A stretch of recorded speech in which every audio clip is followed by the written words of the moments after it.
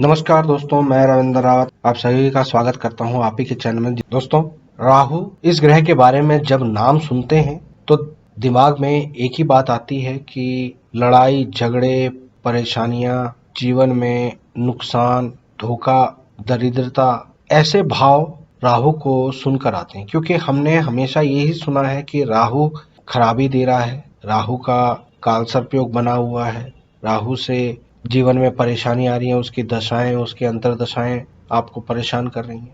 जब भी किसी ग्रह के साथ राहु आता है तो उस ग्रह को भी प्रभावित करता है, सूर्य को ग्रहण लगा देता है, शुक्र को नष्ट कर देता है। तो इस राहु का आपके लिए कैसा प्रभाव रहने वाला है? क्या ये हमेशा आपके लिए दुख परेशानी करेगा, या इसको समझने में हम कहीं गलती कर रहे हैं? आज इस वीडियो में मैं आपको ये सारी जानकारी देने वाला हूँ कि किस प्रकार हम राहु को समझ सकते हैं और उसको अपने फेवर में कर सकते हैं। लेकिन ये सारी चर्चा शुरू करने से पहले हमेशा की तरह आपसे निवेदन है, अगर आप चैनल पर नए हैं तो चैनल को सब्सक्राइब कर लें, बेल बटन को दबा दें और ऑल वाला ऑप्शन जरूर चुन लें, ताकि हमारे द्वारा जो भी वीडियोस बनती हैं उसकी नोटिफिकेशन आपको टाइमली मिलती रहे। दोस्तों, राहु राजा की गद्दी पर यानी लगन में बैठकर सूर्य को ग्रहण लगा देता है। लेकिन यहाँ पर अगर वो देने पे आता है तो इंसान को अपनी बुद्धि के कारण सब पर जीत दर्ज करने वाला बना देता है। वो रामायण के उस बाली की तरह होता है जिसके आगे सामने वाले की ताकत अधूरी हो जाती है। तो राहु फर्स्ट वाले इंसान के साथ ये गुण है। लेकिन शक करना, दूसरों के बातों में आ जाना, झूठ बोलना या बातों को घुमाते रहना, ये इस राहु के पॉजिटिव प्रभावों को खत्म कर देता है। जीवन में आंधियां चलती रहती हैं, अप एंड डाउन्स बहुत देखने पड़ जाते हैं। जब ऐसी परेशानी आ रही हो तो जौ को दूध में धोकर जल प्रवाह करना चाहिए, बिल्ली की जेर चांदी में रखनी चाहिए। दोस्तों, सेकंड हाउस का राहु ये लंबे चौड़े परिवार में रहना पसंद करता है, लेकिन जीवन साथी के साथ मारपीट करना इसके लिए नुकसानदायक हो जाता है। और जब ये अपने परिवार से अलग होता है तो उसके बाद वो घटना शुरू हो जाता है, बर्बादी शुरू हो जाती है। चांदी की ठोस गोली कुंडा लगाकर गले में पहनना ससुराल के साथ संबंध ठीक रखता है। और जितना ऐसा इंसान अपने माँ के साथ अच्छा बर्ताव करेगा, नेकी के साथ चलेगा, उतनी ही तरक्की होती है। दोस्तों, तीसरे घर में राहु बिजली के समान होता है। अपनी योग्यताओं से, अपनी क्षमताओं से ऐसा इंसान रईस बन जाता है। ऐसे लोगों को अपने घर में हथियार और हाथी दांत से बनी हुई चीजें घर में नहीं रखनी चाहिए। चांदी का कड़ा पहनना ऐसे लोगों को बहुत लाभ देता है। ऐसे लोगों को घर में विधवा स्त्रियों की सेवा करनी चाहिए। दोस्तों, चौथे घर का राहु धर्मी कहलाता है, लेकिन ऐसा इंसान अगर अपने घर में कोयला इकट्ठा करके रखता है तो उसके लिए बहुत ज्यादा नुकसानदायक होता है। चौथे घर का राहु वाला इंसान अपनी वाक् शक्ति से, अपने भाषण से लोगों को जीतने की क्षमता रखता है, कन्विंस करने की पावर रखता है। ऐसा इंसान जितना धर्मी रहेगा उतना लाइफ में तरक्की मिलती है।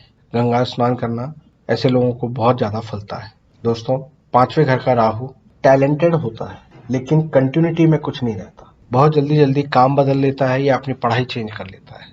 संतान में बाधा आती है, पागल खाना, जेल खाना जैसी स्थिति पैदा होती है, डिप्रेशन के हालात होते हैं।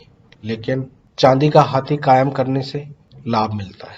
अपने ही जीवन साथी से प्रॉब्लम आ रही हो तो उसके साथ दोबारा फेरे ले लेने से लाभ मिलता है। राहु छठे घर में हो तो मौत के फंदे को काटने वाला हाथी, काले कुत्ते की सेवा करना ऐसे लोगों को बहुत ज्यादा फलता है।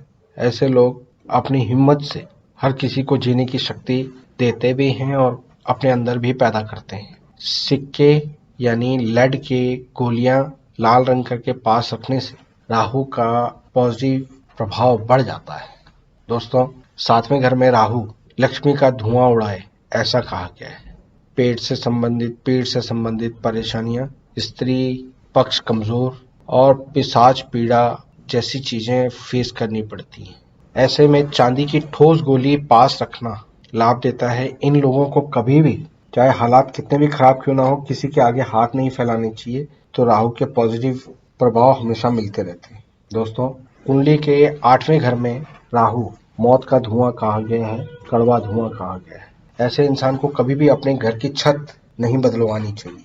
अगर ऐसे लोगों का शरीर कांपने लग जाए, दिमागी बीमारी होने लग जाए, तो ये राहु के नेगेटिव की निशानियां हैं।